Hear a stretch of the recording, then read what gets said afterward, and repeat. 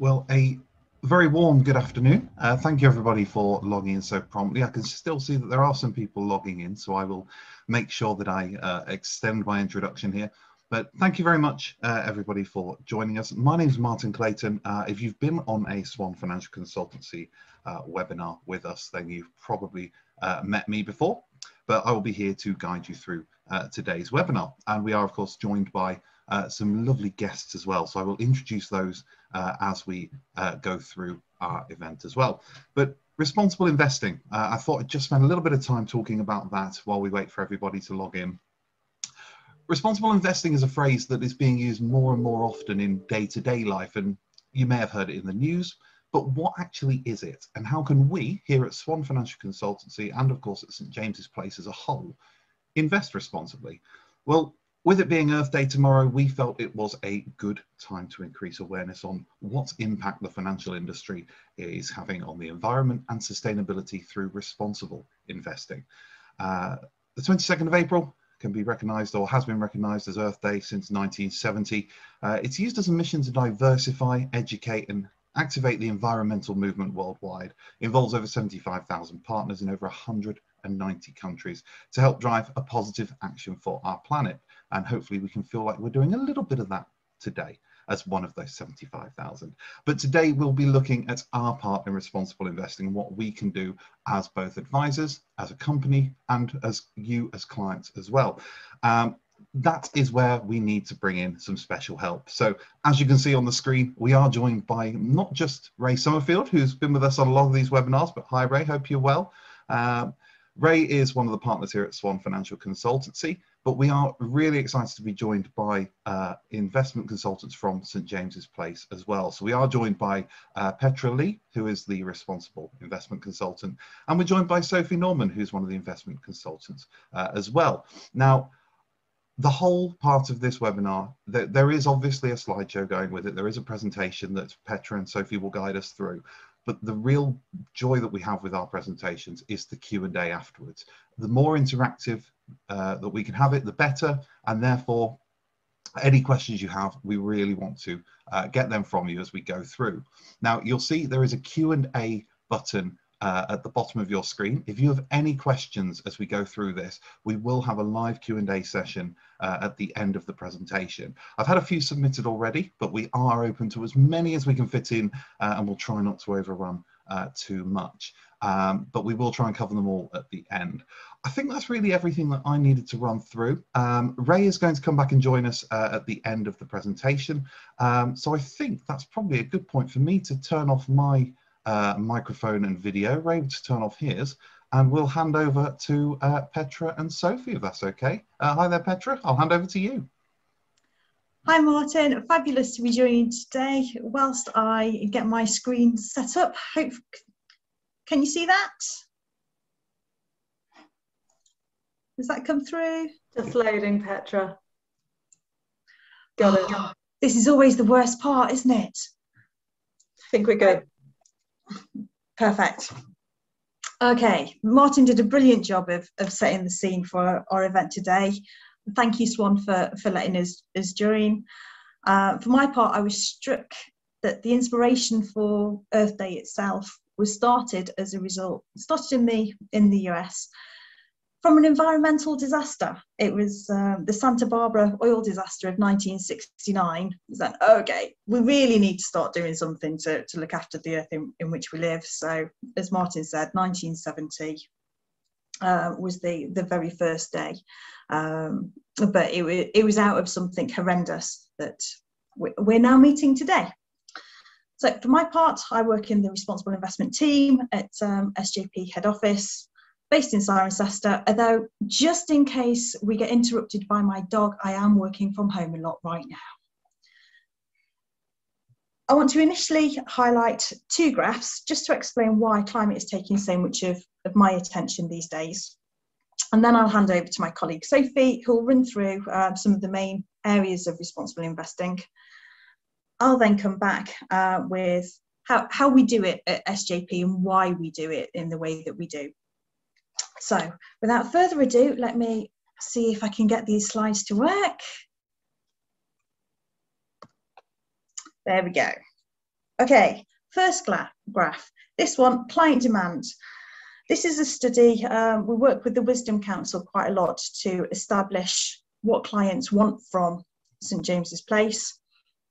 No surprise really that sustainability has been increasing in terms of the level of conversation since the Wisdom Council started looking at it.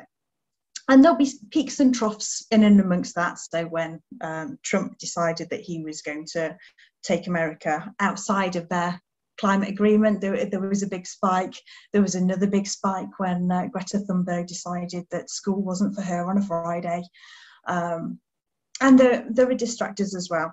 But one of the memorable facts, I'm much easier remembering little facts, is that October 2020, the level of conversation was equal to that on sustainability, was equal to that of the Premier League and about comparable with discussions about mental health. So we know that it is definitely here to stay and a big theme across society. And then the second one is being led by the science. So 9 out of the 10 warmest years have occurred since 2005. Climate change is already happening. I think being led by the science has become quite a phrase over the last 12 or so months, but climate history is really up for debate as to, do you want to be positioned on the right side of climate history, or do you even think that climate is a thing? And for us, we are definitely led by the science. We need to start taking action on that basis. And with that very quick introduction, I'll hand over to Sophie and to describe about responsible investing. Thank you very much, Petra, and good afternoon, everyone. Happy nearly World Earth Day. So, one thing that I want to start with is, what is responsible investing? So we've mentioned it a few times already, but you might be sitting there at home thinking, okay, what actually is it? So just to get us all on the same page, responsible investing is the incorporation of E, S, and G factors into the whole investment process. So ESG, environmental, social, and governance. See those 3 circles on this slide that we're showing you here. Responsible investing, thinking about all of these factors when deciding to invest in a company.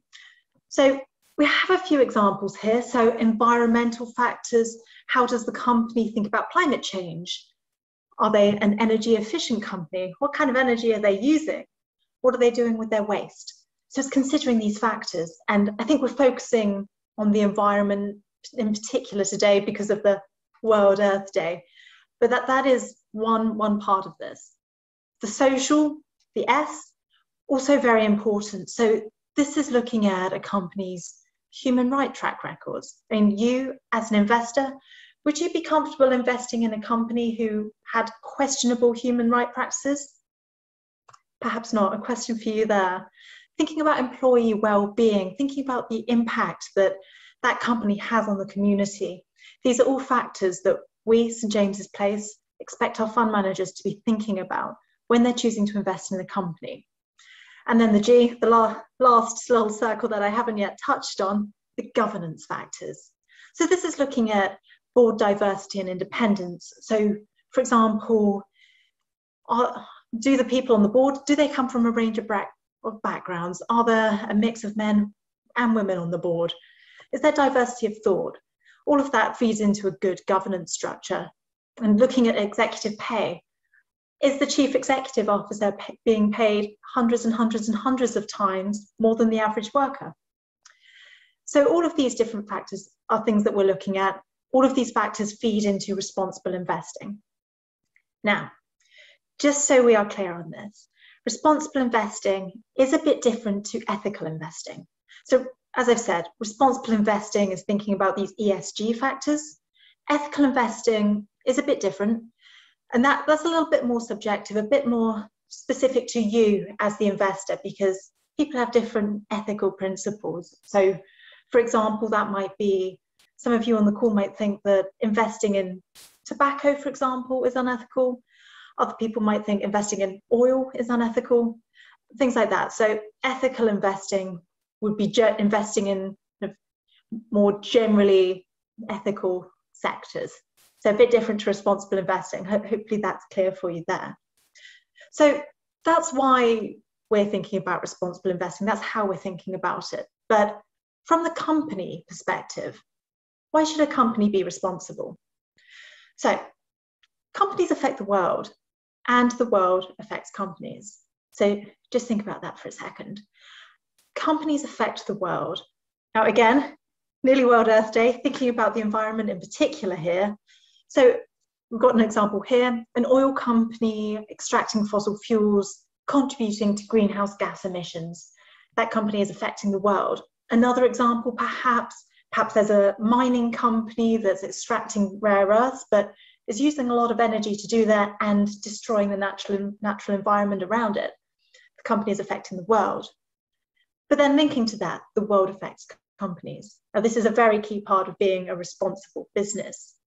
So again, on the climate change, thinking about climate risks, extreme weather events might cause, we've got this example here, an oil rig to malfunction. And perhaps think about all of the fires that have been in Australia in the last couple of years. If you're an Australian company surrounded by all of that fire, not a great place to be operating, probably not great for your business. So the world does have that significant effect on companies. And further than that, not just the environmental, the social and the governance. So consumer demand, for example, or changes in regulation, all of that does have a significant impact on companies. So all of that does feed into the company needing to operate responsibly. So moving on now to talk about risks and opportunities from responsible investing. Now, I'm sure you can all identify this, but we seem to be in a transition. So moving from a depletive economy, depletive industries, to more sustainable industries. So, for example, moving from maybe your car 10 years ago, maybe it was a combustion engine, perhaps now you've got an electric vehicle. So moving from depletive, less environmental practices to more sustainable industries. Another example, moving away from coal to green energy. So this shift that we're seeing, this shift to the sustainable economy, there are risks and opportunities that we can identify from this shift. So risks, remaining in those companies who are not adapting to this shift to a sustainable economy, remaining in those companies who perhaps they're not thinking about social factors, they're not thinking about governance factors. That seems like a bit of a risk to me. Is that company still going to be around in 10 years' time? Who knows? For me, as an investor, is that a company I want to be invested in? Maybe not. But then on the other side, there's the opportunities. So those innovative companies who are thinking about climate change, who are thinking about energy efficiency, who are thinking about good social practices, they're a company that people want to work for because of their good working conditions, because of how they treat their employees. That seems like a much better opportunity to me. So think about that risk and opportunity lens. You might be thinking, okay, sounds good, but I'm an investor. What does this actually mean for my investments? So I think there is a really common misconception that in investing responsibly, that means you have to give up investment returns. Now, that is not the case. Perhaps that might have been the case years and years ago when we were looking at ethical investing, so excluding certain sectors which perhaps performed well, like tobacco, for example. But now we're talking about responsible investing. And remember when I said a few minutes ago that responsible investing is different to ethical investing? Different outcome here. So what I'm showing you here on this chart, this is the performance of our St. James's Place Sustainable and Responsible Equity Fund, which I think a few of you on this call are probably invested in comparison to the MSCI ACWI, the All Countries World Index. So this is a global equity index. So this chart is running since the launch of our Sustainable and Responsible Equity Fund back in 2018. And you can see over this period that fund has outperformed the wider global equity index. So thinking about investing responsibly, there is perhaps a premium in doing this. And if you think about it, that probably doesn't come as a surprise that, a well-governed company is performing better. Is that surprising to you? Perhaps not, and that's one factor. But I do want you to go away from this session and think, okay, as an investor, I don't necessarily need to give up investment returns in order to invest responsibly. Okay, so hopefully now we're all clear on what responsible investing is, why it's different to ethical investing, and perhaps the opportunities that there are within the responsible investing space. I'm now going to hand back to Petra, who's going to talk you through how we do it at St. James's Place.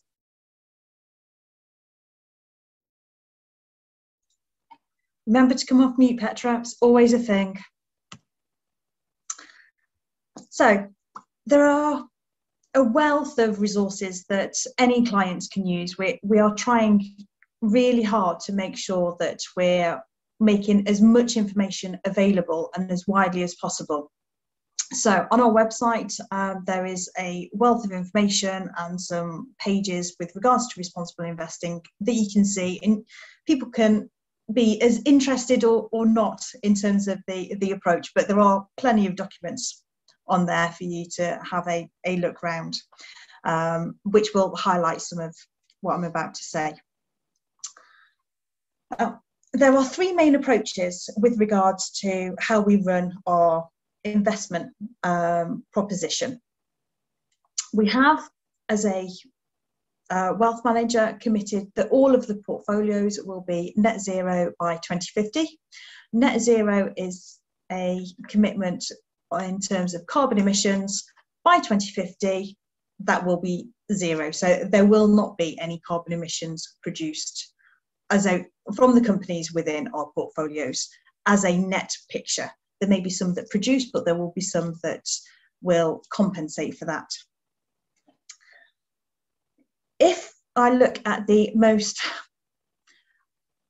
I always call it responsible investment as standard, but essentially this is the most common approach, the most common funds that are used to make up the investment management approach at St. James's Place.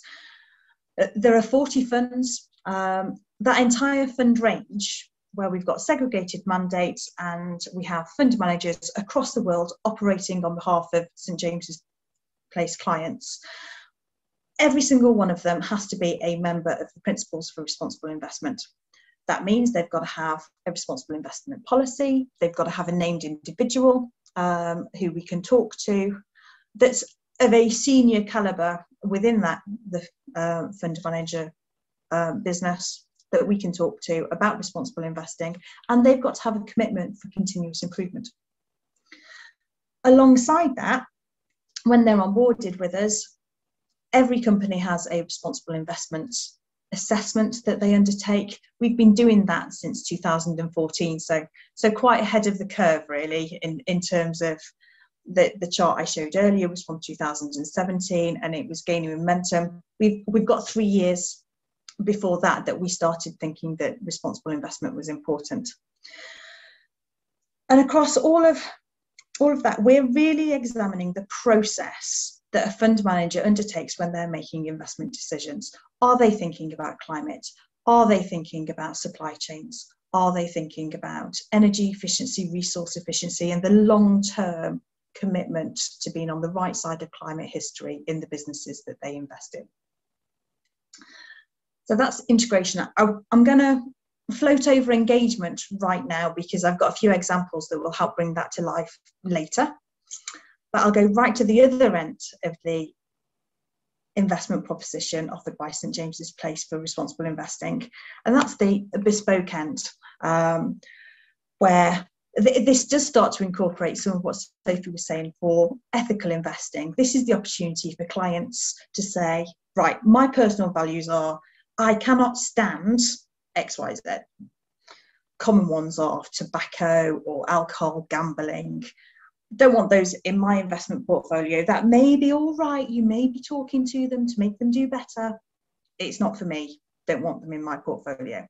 That's fine. Or it could be that I don't want to have such a diverse portfolio. I want to be a specialist. I want more of my money concentrated in the absolute forefront of those environmental solutions or social solutions. I want to have the knowledge that I'm helping create better water supplies, that I'm building schools, building houses, affordable accommodation.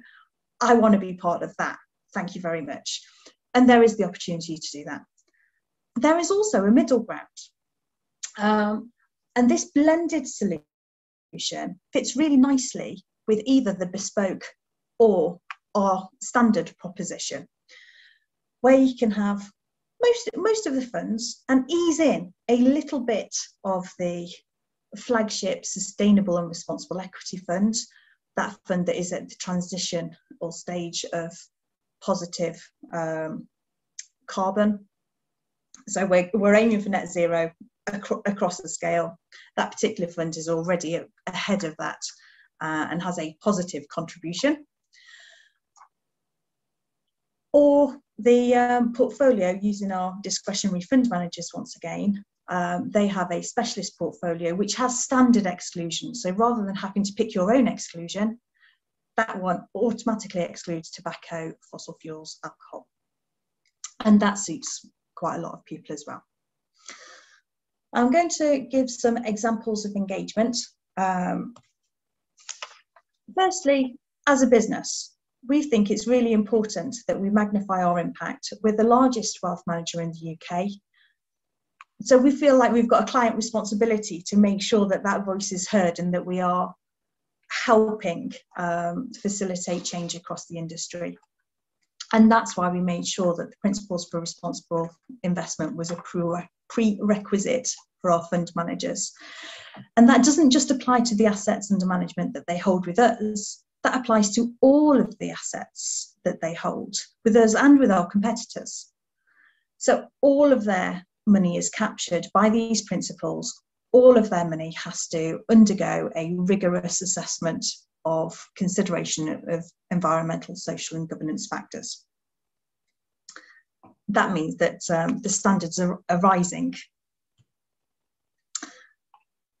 In terms of a specific company, I've picked on BP, given that I started talking with Earth Day is a result of an oil disaster. I thought I'd pick on a different point in time, but stick with oil. So in 2019, at that point, BP thought that they were about 15 years away from peak production. Demand and supply was such that they'd have another 15 years before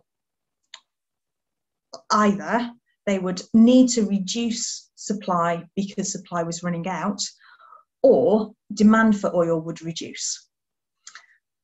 And they decided that they had to reposition themselves in 2019, that they'd already seen the peak of oil production, and they wanted to start to transition their business away from oil so that they could benefit from the opportunity of transitioning to renewable, sustainable energy supply. All of these same words are the same words that Sophie's already used. You can see the theme emerging here, that long-term time horizon, that transitionary state that we're in. But BP, because it gets such a bad press, is always a really good example for me that you don't have all good, all bad companies, just like you don't get all good and all bad humans. There is always going to be a blend. BP doesn't have the best history in the world. It's a fossil fuel supplier, but they are doing their best because they need to stay relevant in a transitioning economy. They have to transition their business if they are to stay relevant. Now, the pace at which they transition that business is actually decided by us. So it would be unrealistic as part of our economy to say, okay, BP, stop that oil supply tomorrow. The economy would be in shock pretty quickly. There are other words that I can use. I've decided not to. It's being recorded. But we are still dependent upon those fossil fuels. My heating is still gas.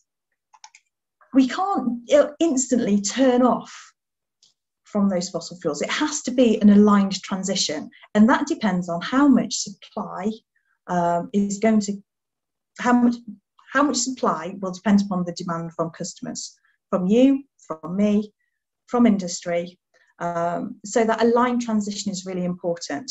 And that needs leaders to be able to do that aligned transition. And that's why we are using our voice to talk to these big companies and say, right, what are your plans to transition? Are you doing it today, tomorrow, next week, next year, 5 years, 10 years, 20 years?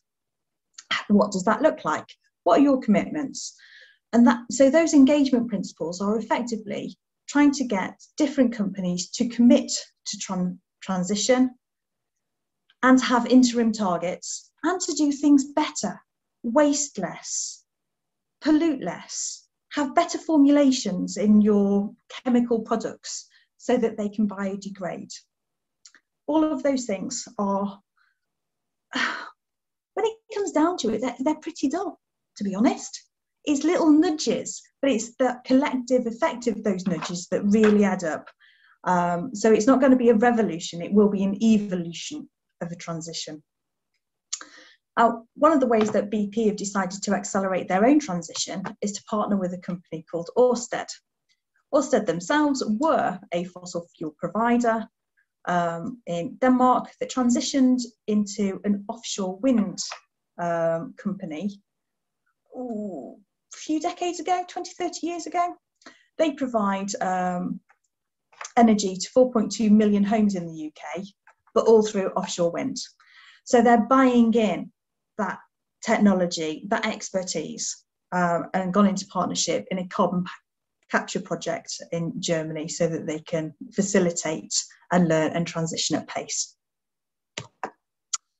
I'm going to finish with, whilst tomorrow Earth Day is just one day, this year is a real year for climate. There are so many different events. So we've got the Climate Summit in June, there's COP26 in November, which has been much talked about.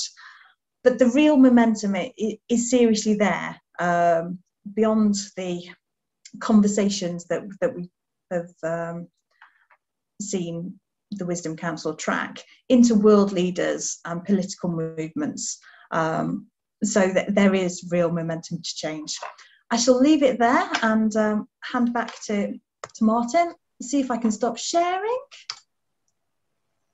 There we go. That feels like it may have even worked. I think that did work. But, well, first of all, thank you. Thank you so much, Petra and Sophie. That was, I think it was really sort of eye-opening, even for us as advisors, to recognise that there is such a difference between responsible investing and ethical investing. And that's a point I think we'll end up coming back to.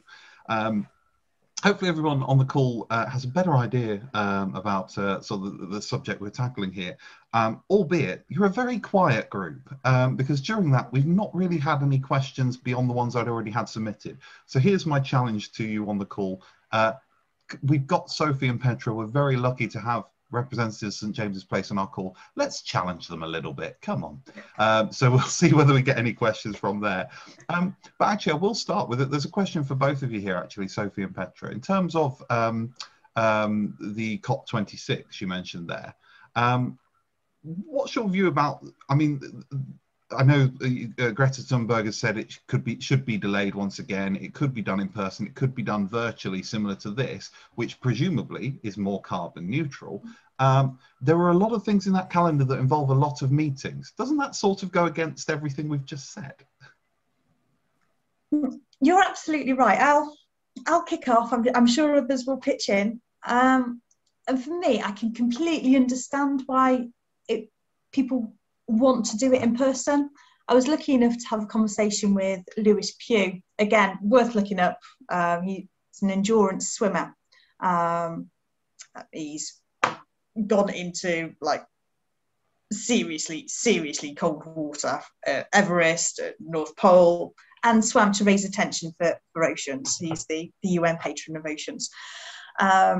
And he says the only way that you are going to facilitate change is if you get to eyeball the people who are failing to commit, but you can hold them to account in person. It's in the corridors. It's not actually at the meetings, it's in the corridors that you get to ask, what's the problem? Why aren't you committing? What does it need to make you change your mind or to make you, to have those effective negotiations? So I can understand why they want to do it face to face. Yeah, I think these things need to be a bit of a balance, don't they? I think Oh, we've all been at home for so long now. There's got to be a bit of a balance of actually going and seeing people. And I suppose it's not just going and seeing people and meeting face to face, but also how do you get there? And hopefully nobody is charting a private jet and getting there by themselves. Hopefully it's a little bit more communal than that. But yeah, I think it just has to be a bit of a balance, doesn't it? Yeah, no, understood. Fair enough. No, that's great. Okay, so thinking back to the more sort of meaty parts of the presentation. Naturally, Petra, I'll start with something that you picked up there with regards to BP, if that's okay. So in terms of you use BP as an example of engagement, sort of specifically. Do you think it was engagement that specifically got BP to sort of think about the route they've gone down? Or would it potentially be a mix of, like you said, about the bad press and things like that? Is it engagement, or is there more to it than that? There is more to it than that.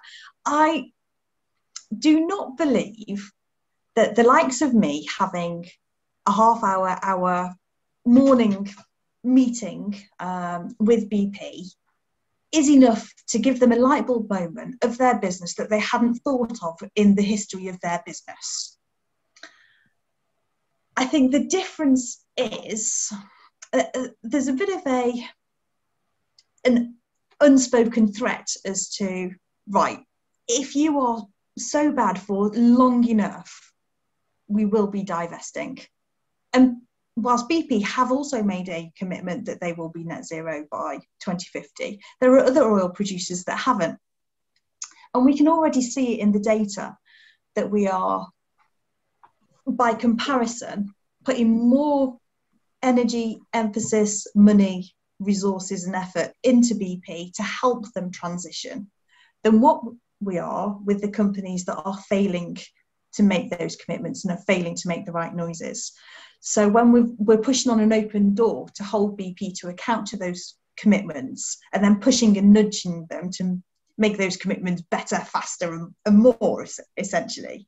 But there are people, and I said in my presentation that actually when it gets down to the nuts and bolts of it, when I try and write the meeting notes, it all sounds a bit dull because it's, oh, can you do that a bit faster? Can you do that a bit harder or do less of this? It isn't light bulb moment, it's an evolution. So I think it's a combination of factors. Regulation, I think, has really helped actually recently, knowing that cars are going to have to be produced without combustion engines makes a massive difference. But it's been a number of years since trains have moved away from diesel and are now being electrified, moving to electrification. Actually, it's always happened throughout history. It used to be people walking, people on horses, people had a carriage, and then carriages reduced and horses reduced as people managed to get cars. Wasn't that exciting? But nobody said, oh, you've got to sell your horse and you've got to sell your carriage. It's what people chose to do. It's driven, these solutions and the rate of change is driven by individual choices. Okay, no, that's great. Sophie, anything you wanted to add to that? Or that was a great answer. But just one little thing I might just add on to that. I think the engagement part, it's important, continuing to put that pressure on a company. But actually, I think what we see is a lot of these companies, they do want to be responsible businesses. They do want to improve. They do want to help the environment. They don't want to destroy the world that we're living in. So I think it's about working together to get to that solution and to kind of reach these objectives. It's not that we're trying to force them to change as investors and they're saying, no, don't want to. A lot of them do want to. Yeah. No, yeah. Absolutely. And actually, there's a point that's come in here with regards to BP, well, the BP discussion. I'll read it as it's been submitted, if that's okay. The BP discussion is interesting, if for no reason other than highlighting that bad actors can eventually become good actors. The question is there a standardized way of identifying legacy companies that are heading in the right direction and where they are on that journey? And I presume that's meant from a sort of client perspective as well. How do we know who's on that journey? I'm really sorry, it comes down to a lot of hard work, investigating and communicating. So yes, we can read prospectuses and we can read websites, but we can look at the data. In this instance, past performance isn't an indication of future.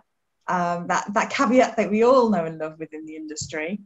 So knowing who's got a commitment, who's meeting those commitments, it's the hard miles of it, really. And that, I think, is probably where we see us differentiating from our competitors. And I've worked for St James's Place only since last July. Before that, I had a wider remit across the industry. And I specifically chose, it's the only company that I applied to work for to do responsible investing because of the approach that they had. It's something that I thought I could genuinely be part of, genuinely make a difference, and be authentic to my own values. But it does come down to a lot of hard miles. Sure. Yeah. Don't think there's a quick solution there, unfortunately, or a quick way of telling who's doing it. But that's why we've got fund managers. No, absolutely. Well, speaking of fund managers then, and Sophie, perhaps I can pick up on a point there that was sort of mentioned there about past performance is no indicator of future performance, and we are seeing a change here. You showed a graph about the sustainable and responsible equity fund, which obviously in terms of time horizons goes back quite a short distance at the moment. When we're talking to clients, and there might be clients on the call that have been with SJP for many years now, and we obviously do stress the message that investing, even in sort of a basic stocks and shares ISA, you should be looking at 5 years plus to get good solid returns. How confident are we that kind of responsible investing will be able to keep that momentum for the long term? I suppose essentially I'm saying, are we happy that it's not just a temporary hype led by things like Greta Thunberg being in the news a lot? And is that a fair question to ask, I guess? Yes, I think that's definitely a fair question to ask. I think that's a good question. So I think, of course, your first point, past performance is no guide to future. Yeah, absolutely. But I don't really see responsible investing as a kind of short-term fad. And it seems like from some of the charts that Petra was showing at the start, things are just getting worse and worse and worse. And if we can use our money to fix it, that seems great. And one of the points that I mentioned, in that we are kind of undergoing this shift to a more sustainable economy, it just seems to me like that is gaining more and more speed, more and more power behind it. So I don't think responsible investing is going anywhere. I think those kind of opportunities that we can identify from this transition will continue to be there, whether they'll be the same opportunities as they were before. And who knows, we can discuss that in 10 years' time. But yeah, I don't see that going anywhere personally. No, sure, absolutely. And I think looking at some of the questions that have just come in, I think I said to you both earlier before we started this call, I wondered how long it would be before we would be very, very specifically looking at client specific sort of scenarios. And I appreciate that Ray's also on the call, has been sat there very patiently in the background as well.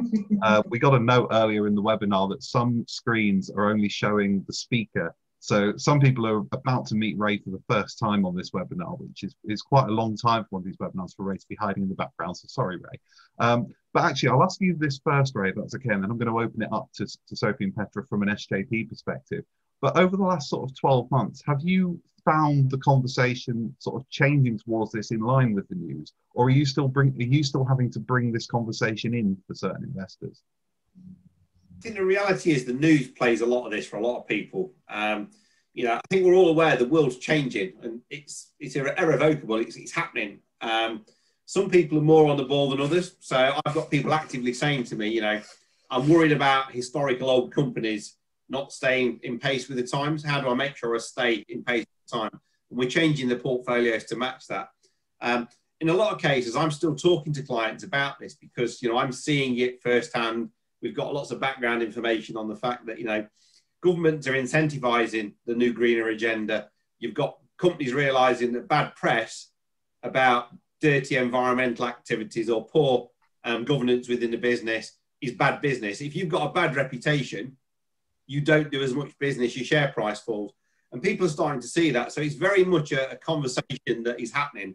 I'm prompting clients, if they haven't thought about it, to start thinking about it, because we want to be on the front foot with this. You don't want to be finding out that you're on the back foot with the way you're invested. And it's not just with St James's Place.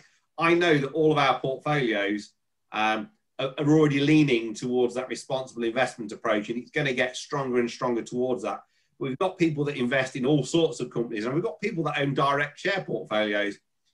And you've got to think about, what is your money really doing?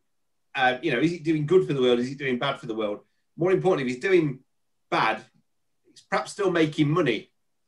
And that's the thing about it. Bad companies still make money, but it's whether they'll still be making money in a year's time, in 2 years' time, 3 years' time. You get out of that sort of business before they hit the decline. And the world's changing now. So the conversations need to happen.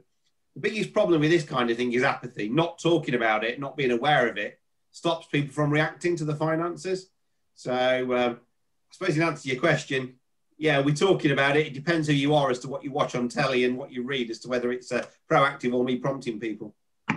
Absolutely. And actually, I'll pick up on a point that you mentioned there, which I think I'll sort of ask Ray and Sophie and Pet. Everyone can answer this question. I don't know why I'm picking on people. But I just want to pinpoint what you said there about the wider portfolio. And we did say that obviously all the fund managers are signing up to various responsible investing agreements. We had a question in with regards to what could potentially be a more ethical question than responsible. I'm going to bring it in.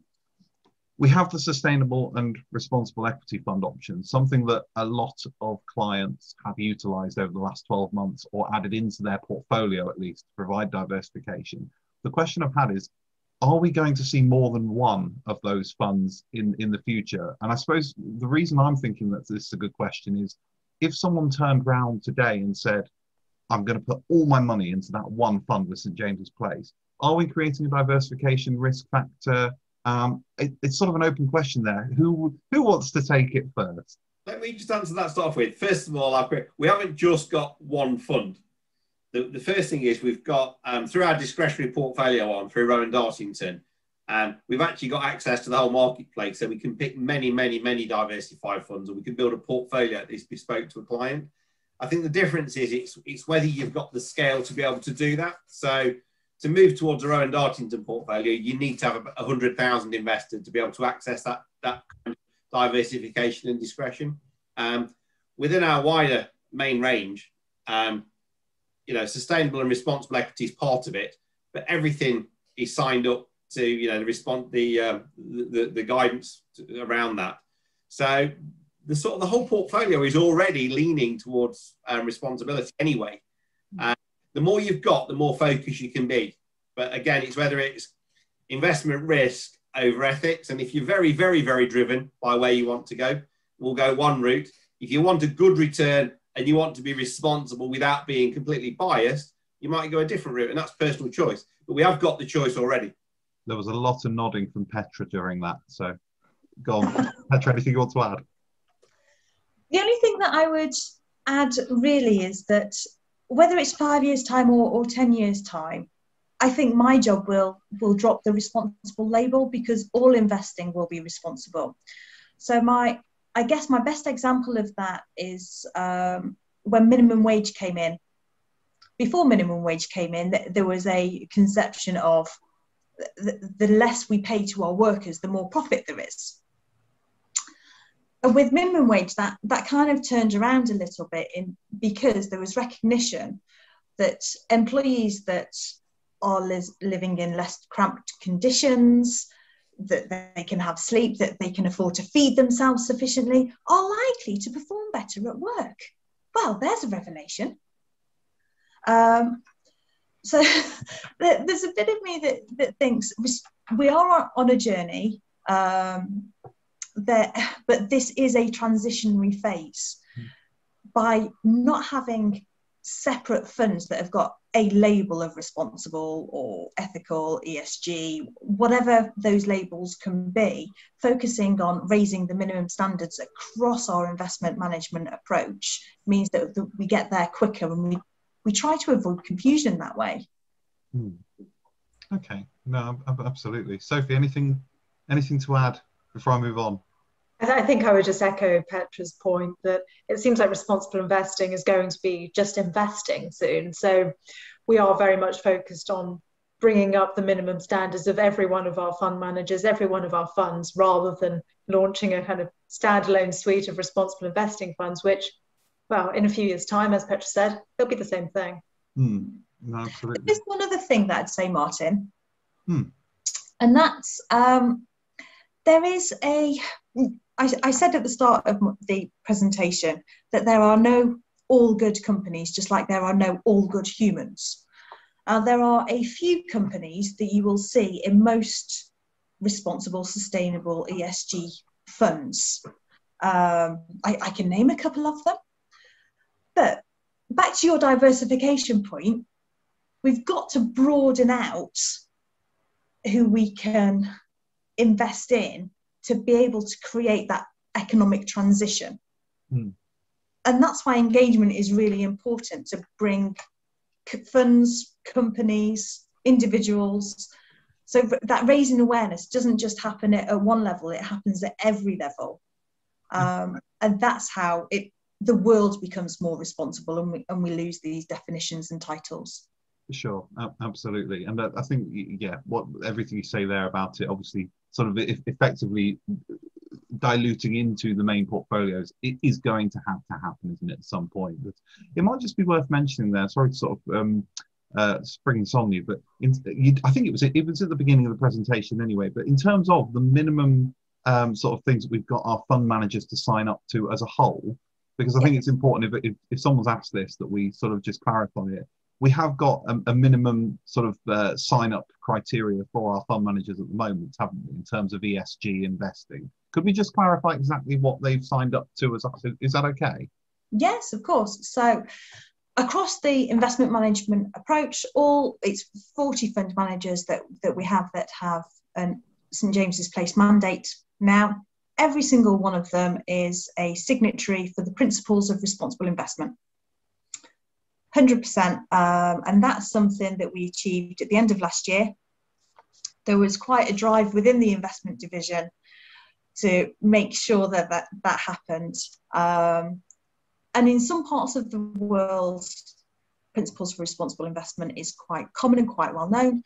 In other parts of the world, and St James's Place invests globally, it's really on the back foot. So it was quite new for some of our fund managers, and they did need quite a lot of help in terms of, what are you on about? Now me and my team are submitting our annual assessment to the PRI. So just like we assess all of our fund managers, both the fund managers and us as a wealth manager have to report into the PRI on an annual basis. And I can absolutely promise that it is no easy form to complete, to hit these standards. It is taking us quite a lot of resource to make sure that we are just getting through their questions and providing the transparency that they demand. Okay, no, absolutely. There are some great questions coming in, and I'm very wary of time, so I'm going to try and whiz through a few now.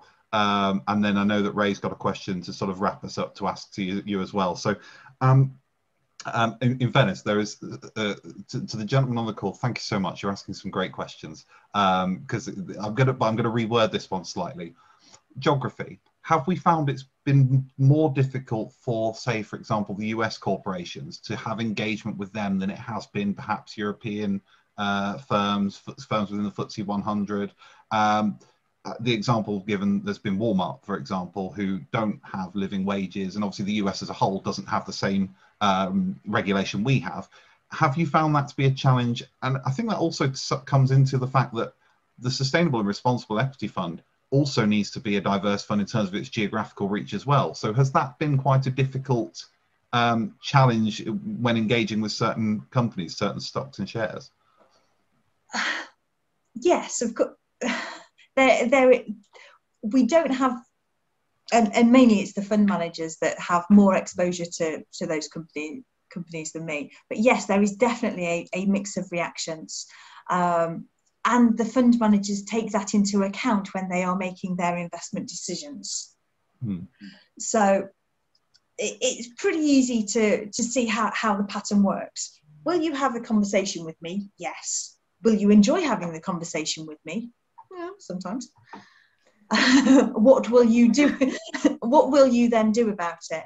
And if at any of those points, either me when I'm talking or when the fund managers are talking, it's where you hit that resistance and at what level you hit that resistance that will affect your decision-making process. And if I bring that right back to,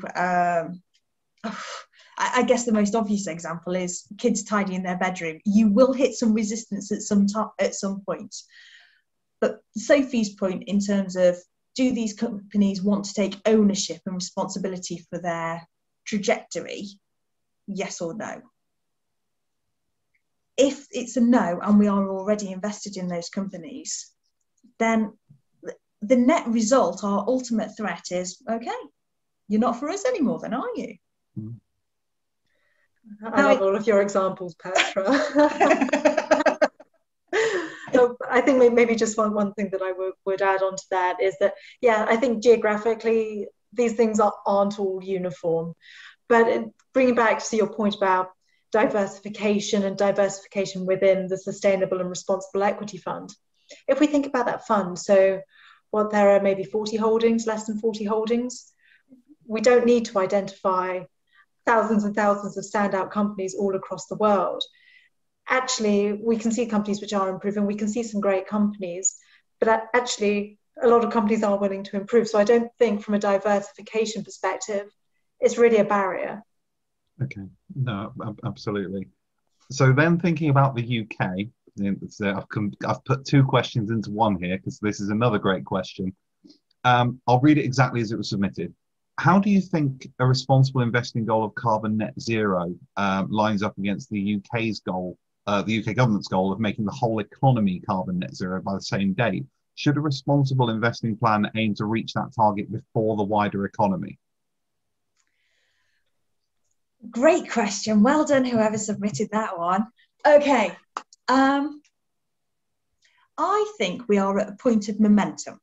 So not right at the top of the hill, but that snowball effect, we know that we are gaining pace, gathering momentum, and we are gathering snow as we roll down the hill. For me, I don't think the end date matters all that much, to be completely honest, because when you've got the momentum, your destination is kind of set. You know that you're going to end up at the bottom of this hill with a whole heap of snow. You don't know the exact route down the hill. You may be able to see that coming, but there may be obstacles in the way. One example that springs to mind for me is as part of the pandemic, pre-pandemic, HS2 was the alleviator to business travel carbon emissions for the north, to connect the north to the south.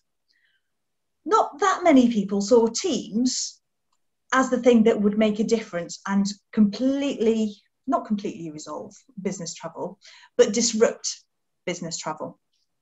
So there are times when we can that face-to-face meetings will be appropriate, but there are less formidable meetings that can much easily take place virtually, such as the one that we've got now, without me having to jump onto a train, come up and see you, spend the day with you. I've been able to do plenty of other stuff today.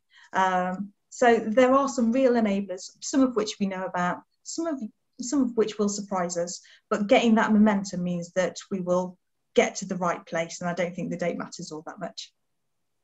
No, absolutely. And I suppose it becomes an even bigger challenge when we're talking about diversification internationally and every country has their own agenda alongside that as well. And obviously I know the goalposts keep moving as well, and various car manufacturers keep changing their dates as well. So but like you say, the momentum is there, isn't it? So and the EU is definitely leading the way, because we've got the Climate Summit G7 in June, and we've got COP in November. Then very definitely there is no political will for the UK to be behind any other country right now. The attention is on us to be getting it right. Absolutely. I'm really wary of the time because so far me and Ray have a fantastic track record where whenever we commit to a webinar, we always overrun. I don't think we've managed to actually not yet. So I'm very, very wary of the time. I've sort of been through most of the questions there. Ray, I appreciate you.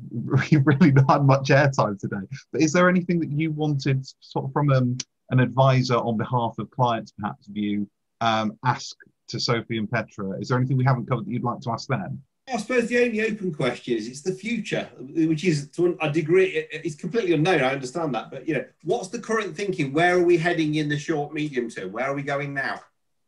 With our investment proposition, do you mean? Or more widely? So, I mean, corporately, I know we've got lots and lots of social responsibility going on for the company, for St James's Place, about, how we use electricity, how we use paper and all sorts of other things. But more from a point of view of our clients, we are managing hundreds of billions of pounds now on behalf of our clients.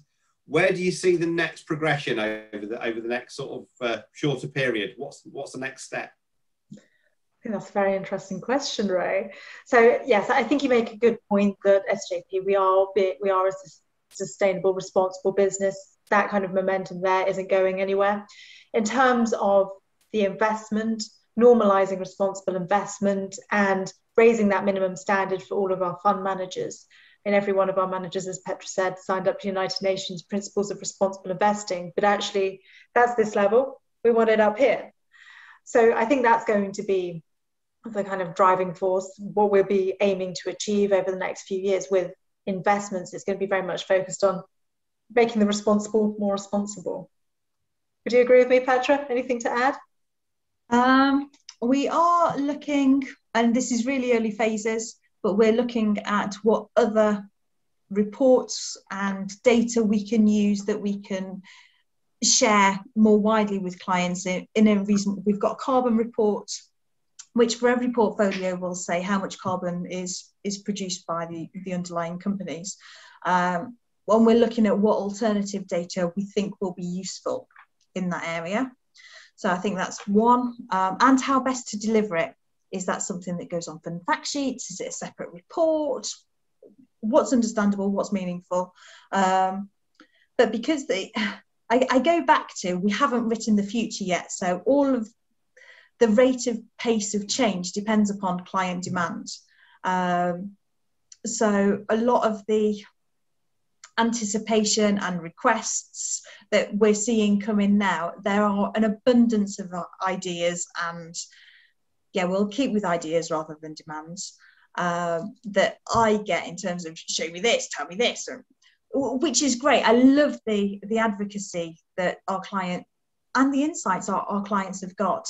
So being able to hold companies to account, making it easier to invest into those three different elements according to client preferences. If I achieve one thing this year, it will be facilitating those discussions between advisors and clients. You as a practice are ahead of the curve, but trying to make that consistent across all of the SJP practices so that those conversations are much more enabled than they are today. No, absolutely. And I think that's one of the things that I haven't, there was a comment that came in actually saying it would be good to push for greater transparency on which funds, are clearly sort of going one way or another. And that's not just an SJP thing, that's obviously, a wider thing, but presumably regulations might actually help that, the FCA presumably will at some point make it mandatory for certain stamps to be on certain fund sheets and things like that, and maybe that's the way it's done, I guess. And or you're about to tell me that they're already there and I've just not looked properly. They are coming in from a European perspective because of I thought I'd get away without mentioning Brexit on this. Our regulatory agenda is a little more muddy than it was this time last year, let's say. But yeah, there is plenty of regulation for me to delve into and make happen. Bro, no, fantastic. Well, I think that's at exactly an hour. I think that's a really good point to probably start wrapping this up, because I don't know what the original invite said, but it probably said 45 minutes, knowing my luck, and we've overran brilliantly. But I think that just goes to say, as we found with a lot of these webinars, it's always the Q&A that brings out that extra little bit of information. So thank you to everybody that asked a question. I think I'll just wrap up some bits from a Swan perspective, and then I'll sort of go around the table if that's okay. But from a Swan financial consultancy perspective, please remember that if you're on this call as a client, there are some things you can do immediately. So if you've not used the online wealth account before, sign up for it. It will give you an option to go paperless, and there we go. We've already done one thing straight away today. And St James's Place do have a scheme in place with regards to planting trees to offset that as well. So please have a look at that. There is also going to be a feedback form after this webinar closes. You'll be able to let us know what you thought about it, whether you want it again, and more importantly, do you want to hear more directly from St James's Place with alongside us going forward? Because then we can put the pressure on them to come back as well. But any feedback is positive. Positive or negative, it's all positive to us, because we get to know exactly what you want to see from us. I think that's really everything that I needed to say. Ray, from a Swan perspective, anything you wanted to add on at the end here? No, I mean, it's like everything. It's the same thing every time. Talk about this stuff. If you don't talk about it, you don't understand, you don't know. It's a vast subject. Everybody's got a different opinion. The one thing I'm absolutely sure of, and there's not many things in life I'm really sure of, the direction of travel set. We are going to have to be a cleaner, greener society. And that means there's money to be made, because whenever this changes, opportunity. So be involved now. Don't try and catch up later. Corporately, SJP are going to be in front of the curve. But as a client, if you've not had a conversation, you can end up being slightly behind the curve, even though we'll drag you along with us. But talk to us, please. Brilliant. No, that's fantastic. And it just needs me to say, Sophie, Petra, thank you so much for taking the time out. I know this was sort of one of the earlier sort of presentations that you've done, and hopefully other practices take you up on the offer of speaking to them. But we're really appreciative of your time. We appreciate you're both very busy people. Presumably, if there are any sort of really obscure questions that come through afterwards that we can't answer, perhaps we can direct them to you and get a formal answer, so we don't get into trouble with St James's Place. But absolutely, send them our way. We'll have a go. Perfect. That's what we like to hear. Right, that's brilliant. Well, thank you very much, everybody, for your time. Thank you very much for logging in. Thank you, Ray, Petra, Sophie. And until next time, stay safe. We'll see you again very soon. Thank you very much. Thank you all. Thank you. Bye. Goodbye.